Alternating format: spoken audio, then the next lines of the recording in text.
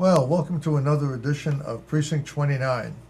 And today we're going to talk a bit about what's happening in the court system, in particular with one individual who has been to court here and is experiencing firsthand exactly how the court system is working for him. So without taking any additional time, well, maybe I will. Our guest today is Anthony Greco. Anthony has lived out here over 12 years and has a very interesting story to tell us about his experiences in the courts.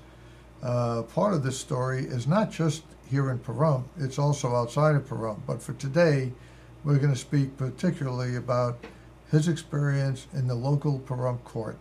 So without any further introduction, Anthony, why don't you tell us a little about yourself and your background so the people will know about you. Okay. I was born in Staten Island, New York. Staten Island was very much like Pahrump when I was a kid growing up in the 50s and 60s. It was a rural community. We had the same little problems, flooding when it rained and stuff like that. And I went into business when I was 20. I was the youngest person in the city of New York to be licensed by the police department to own my own towing service. I built that up to one of the biggest towing companies in the city of New York. I did towing and road service. And that was the first experience I had in the world of corruption through government agencies. I actually was shaken down by the police in Staten Island, New York, in the 122 Precinct, especially two main cops themselves. One was Bolstead and the other one was Bedoki. And they used to try to shake me down, and I refused to do that. I turned around and told them if they wanted any money from me, they needed to put a bullet in my head and take it out of my wallet because I don't pay extortion. Well, that's a rather drastic measure. Well, you know what? It's either they're going to deal with it or they're not going to deal with it. So they figured they would keep their badges and their pensions and leave me alone. And I would go on doing what I wanted to do, and they would go on harassing somebody else that didn't have the spine to put up with that. That's not the way you do business here in this country. Okay, unfortunately, it's becoming acceptable. And as far as in this town, I feel that the business license is extortion. You get nothing out of it. All it does is create jobs for somebody that works in the town office, and I don't believe in that. I feel that we have a lot of problems here, and in the court system, I was always chasing down what was going on in the town because I didn't have any problems here, but it seems that the town created this problem for me with the court system, and when I get to court, I will prove that. Now, Anthony, let me just kind of back up a little minute here. You say when you get to court, but maybe the public would like to know a little bit about what the issue is that you're going to court about. Okay. What happened back in August of 2010, a house that I had was working on that my fiance had purchased. It was going to be her retirement home, her retirement program. I always turned around and told her that when you rent, you always, when you retire and you're renting, you'll either go into a smaller place or a place that the community or the local neighborhood is not that good because your income goes down. But when you own a piece of property and your home, that it doesn't go up. Either your mortgage gets paid off or it stays the same. Maybe the taxes go up a little bit, but it's your security blanket. It's better than a retirement program. It's better than putting money in the bank. Your home is your home. It's your castle. It's your security blanket. And I told her about that, and that's why I believe in owning real estate. No matter even at the economy the way it is, if your house is upside down, if you're not looking to sell it to make a profit, what's the difference if you're paying for a house that's $150,000 but it's only worth $75,000? It has nothing to do with it. It's still your security blanket. Unless you're looking to retire and move away, you're going to lose money. But if you're going to stay there, and this is the place where you're going to stay until you die, what's the difference what the value of it is? It still costs you the same. So, they scare people with I lost $75,000 because my house went down in value. Your house is still your place of security. It doesn't make a difference what the market value is. It's what the value it is to you. and how secure you feel. Your home is your castle. That's the way it's supposed to be. There was a fire in that residence back in 2010. Now, you were doing some renovating at that time? I was doing renovations for a long period of time, mainly on the outside of like irrigation systems, all the infrastructure, electricity, irrigation systems, stuff that down the road, once the house is done, you don't have these little plants. Everything was going to be pretty much matured. And all I have to say is, at the beginning of this, everything that the State Fire Marshal Michael Kolpak said is a total lie. The man is a liar. I want to know why he's doing it.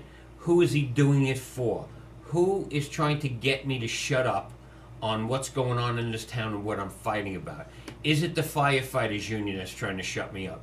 Is it the town manager who I've been investigating for at least 3 years?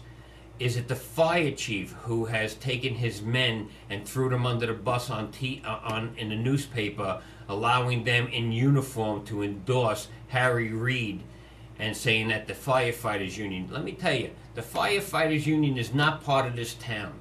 Okay, it's only a way to collective bargaining and take money from the citizens to give more to their people. Anthony, let me ask, I want to go back a little bit here. Okay. I want to get to what you made a comment about the fire marshal, was it? Yes. About some of the things he was saying that you feel are damaging. Can you give us a little background on how the fire marshal came to get involved in your issue with the fire at the house? Okay. When I went to the house, I think the date was August 19th, to do some work on it. I had chickens there, so I used to go there every day and feed them fresh water, water the plants. When Kathy purchased the house, there were pine trees in the back that were almost dying because there was no irrigation system. I was doing work on that. I actually got them to come back to life. And what happened was, that day when I got there on August 19, 2010, I noticed that there was a break-in, and the break-in was, I would say, vandalism by fire. So they could call it arson. And I called the police department after my brother turned around and said, "Did you call the cops?" And I said, "No." He said, "Well, I think you better call the cops and let them know what's going on." So we called the police. They came down. They looked around. They found that there was nobody else in the building.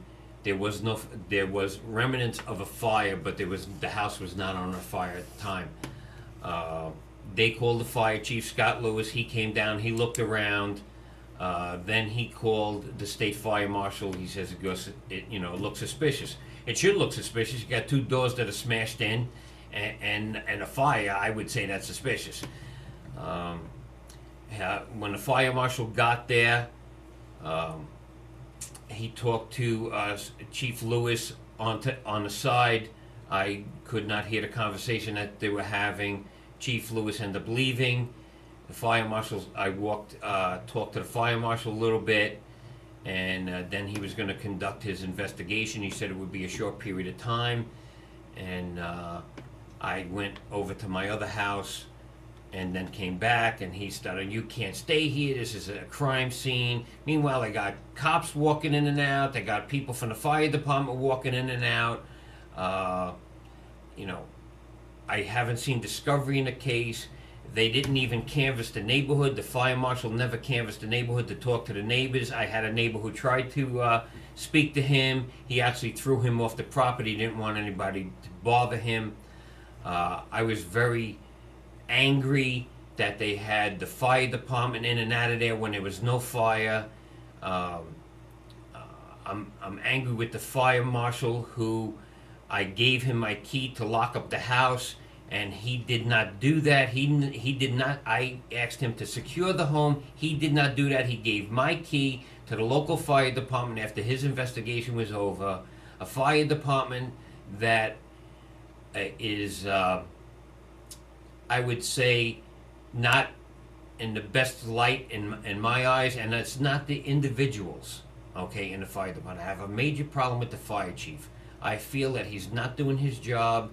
He has an ego that he's dealing with, and he just wants to build this fire department up, not because he's worried about the community, but he's worried about his little kingdom that he's trying to build.